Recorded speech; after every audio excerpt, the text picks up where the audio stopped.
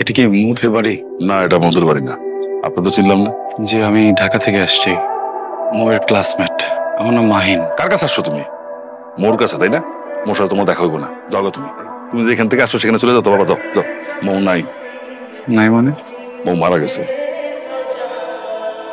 চলো ভিতরে চলো।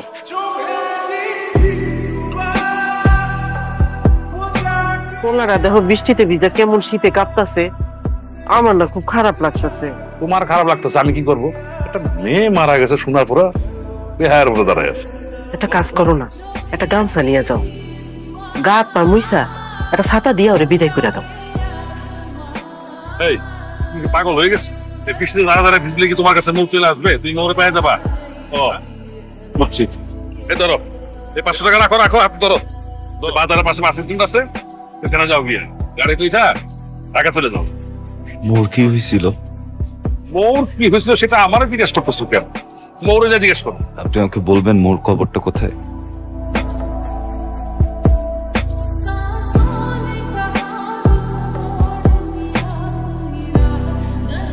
যাইবা না মানে? এটা কোনো কথা হইলো রে বাবা? কালকে জ্বরে কাঁপতেছিলা, বেহুশের মতো পড়েছিলা, তাই ঘরে আইনা কাপড় চোপড় বদলে শুতে দিছি। আর এখন বসে যাইবা না? তোমার কাছে হাত জোর করে অনুরোধ করি বাবা, তুমি যাও গা। এরপরে যদি তুমি না যাও, তোমার কেমনে বিদায় করতে হয় সেটা আমি জানি। কিন্তু এলন, খাবারটা খায়ালন। আপনি যদি খাবারটা খান তাহলে আপনার একটা খুশি সংবাদ দিব, যেটা শুই না আপনার মনটা ভালো হয়ে যাইব। কি সংবাদ? আব্বা আপনারে মিথ্যা কথা কইছে, মো আপুর কিচ্ছু হয় নাই। ওই যে কবরটা দেখেন না, ওইটা আমার দাদুর কবর। আপা সবাইরে কয়ে গেছে আপনি যেদিন আইবেন আপনার এই কথা কইতে যে আপা মারা গেছে। আমাকে তোমার আপুর কাছে নিয়ে চলো। আচ্ছা, আমি একটু বেরোচ্ছি। আপনার খাবার রেডি আছে, আপনি খেয়ে যান। আলগা পিরিত দেখাবান, যখন পিরিত দেখানোর সময় তখন তো দেখাও না, এখন তো আলগা পিরিত কেন দেখাও? আরশি, তুই এখানে কি করতেছিস? মামামি শরীর ভালো তো? তো ঝামেলা হয়েছে কোনো বাসায়? না আপা, কোনো সমস্যা হয় নাই, আমারে মাফ করে দিও। আরশি, কি করছিস সেটা তুই নিয়ে আসছিস কেন রে? কতবার বুঝায় বলছি না, কি বলছি আর কি করলি? নিয়ে যা এখান থেকে, তাড়াতাড়ি নিয়ে যা। আমি জোর করছি, তোমার সাথে একটু কথা ছিল। হ্যাঁ, তুমি এখান থেকে চলে যাও। কেন করছো এমন? এখন এগুলা কথা বলার সময় নেই, তুমি যাও এখান থেকে, যাও। তো আমার তো কিছু কথা ছিল। কোনো কথা হবে না এখানে মাহিন, তুমি এখান থেকে চলে যাও প্লিজ। একটা প্রশ্ন। কোনো প্রশ্ন হবে না, কোনো কথা হবে না, তুমি যাও এখান থেকে, যাও। আমি উত্তর না নিয়ে যাবো না। ঠিক আছে, থাকো।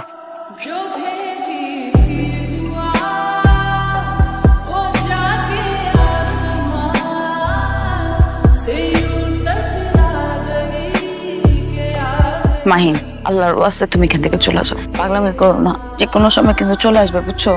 অনেক বড় ঝামেলা হয়ে যাবে।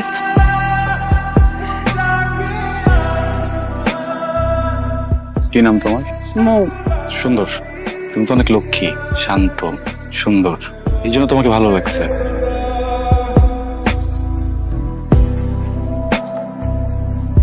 তাই মৌ, চল। কই গেল সব? চলে গেছে। তোমাদের নামে অভিযোগ শুনতে শুনতে তো আমার অবস্থা শেষ। আর এই তোমার নাম যেন কি? মাহিন। তুমি অতি বাড়া বেড়েছো।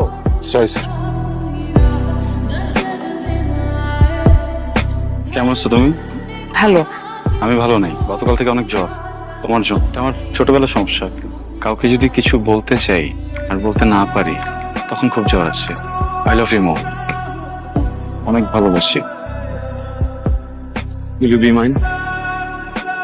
সরি, জোর করে তো ভালোবাসা পাওয়া যায় না, তাই না? ইটস ওকে।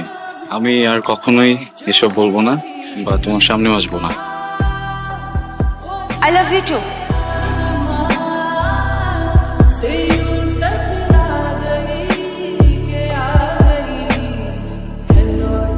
তুমি প্রমিস করো যে তুমি আর কখনো কোনো মারামারি, গ্যাঞ্জাম, কোন ঝামেলার মধ্যে যাবে না। প্রমিস করো। যদি প্রয়োজন পড়ে? প্রয়োজন পড়লেও না।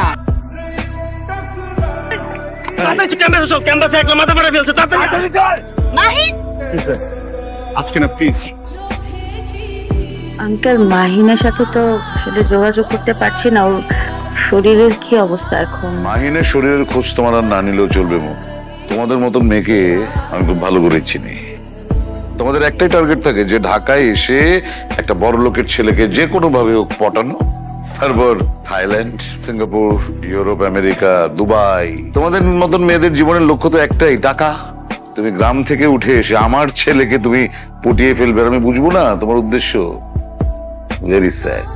বাইরে আমার 4টি পালা কুকুর দাঁড়িয়ে আছে, তুমি যদি ওদের খাবার হতে না চাও তাহলে আজ এক্ষুনি তুমি শহর ছেড়ে চলে যাবে।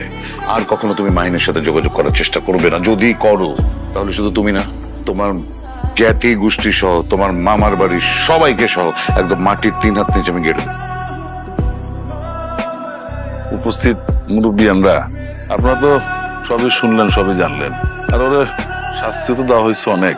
আমি বলতে চাইছিলাম কি, বাইরের মানুষ এবার ওরা আমরা বিদায় করে দিই, ছেড়ে দিই ওরা। আমার আপনি এটা কি কইতেছেন? তো ওরা সাহস আমার বাড়িতে ঢুকে আমার বউর লগে চাতা খুশি করবো, ওরে আমি কাইটটা গাঙে ভাষায় দিব। ওর গায়ে কোনো হাত দিবেন, আমার যত খুশি মারেন, কোনো অসুবিধা নেই, কিন্তু ওর গায়ে কোনো হাত দিবেন। আবার কথা আমি বাজারে নিয়ে তুলে রাখি, যাতে এলাকার সমস্ত পুরুষ মানুষ দেখে আর ভয় পায়, জীবনে যাতে কোনোদিন বউর ভ্যান না তোলে। অন্যায় যা করার সব আমি করছি। আমি তোর লগে অনেক বড় অন্যায় করে ফেলেছি রে মা। তোরে আমি এই পশুটার কাছে বিয়ে দিছিলাম, আমার তুই মাফ করে দে মা। আমি শুনছি এতদিন এই শয়তানটা তোরে অত্যাচার করে, কিন্তু আজকে নিজের চোখে যখন দেখলাম, তোরে আর এই বাড়িতে আমি রাখব না, তোর আমি নিয়ে যাবো, কিন্তু তোরে আমি কইলে যাবো রে মা। আমি নিয়ে যাই ওরে, ওকে আমি নিয়ে যাই। আমি ওকে অনেক ভালো রাখবো, অনেক আদরে রাখবো। কোনোদিন এমন কিছু করবো না যেটা তো কষ্ট পায়। কোনোদিন ওর দিকে কড়া চোখে তাকাবো না। মানুষটা তো আমারই, কিভাবে যেন আমার কাছ থেকে অনেক দূরে চলে আসছে। আমার মানুষটাকে আমার কাছে ফিরে দেন না প্লিজ। ভুল করতেছো, এখন আমাকে বলতেছো নিয়ে যাবা, কিন্তু মাইয়া তোমার বিবাহিতা। 2 দিন পরে যখন তোমার কথাটা মনে পড়বো, তখন যে তুমিও পশুটার মতো লাগে আচরণ করবো না, তার কি গ্যারান্টি আছে? আপনি ওকে আরো 100টা বিয়ে দেন, আমি তখন ওকে এইভাবেই ভালোবাসবো। আমি না ওকে কোনো স্বার্থে ভালোবাসি নেই, আমি ওকে ভালোবাসি কারণ আমি ওকে ভালোবাসি। আমার প্রথম ভালোবাসা, একবার ওকে হারাইছি, আরেকবার ওকে হারাইতে পারবো না। ঠিক আছে, এত যখন ওরা ভালোবাসো, যদি ওরা সুখে রাখতে পারো তাহলে দাও, নিয়ে যাও। নিয়ে যাও মানে কি মামা? আমার সিদ্ধান্ত কি কোনো দাম নাই মামা। আমাকে কেউ জিজ্ঞেস করলো না একটা বারও আমি কি চাই। মাহিন, আমি তোমার ব্যাপারটা বুঝতেছি, আমার তো বিয়ে হয়ে গেছে মাহিন, এখন আমি কি করবো বল? আমার স্বামী খারাপ হোক ভালো হোক যাই হোক, আমার সংসার তার সাথে করতে হবে। আমি সংসারে যখন পা রাখছি, এখান থেকে বের হবে শুধু আমার লাশ। আমি তো জীবিত অবস্থায় আমার স্বামী সংসার দায়িত্ব ছেড়ে তোমার সাথে চলে যেতে পারি না। আমি অনেক অন্যায় করে ফেলছি, আমাকে মাফ করে দিন প্লিজ। আপনি আমার কাছে মাফ চান না প্লিজ। আমি কোনোভাবেই এখান থেকে কোথাও যাব না, আপনি নিশ্চিন্ত থাকেন।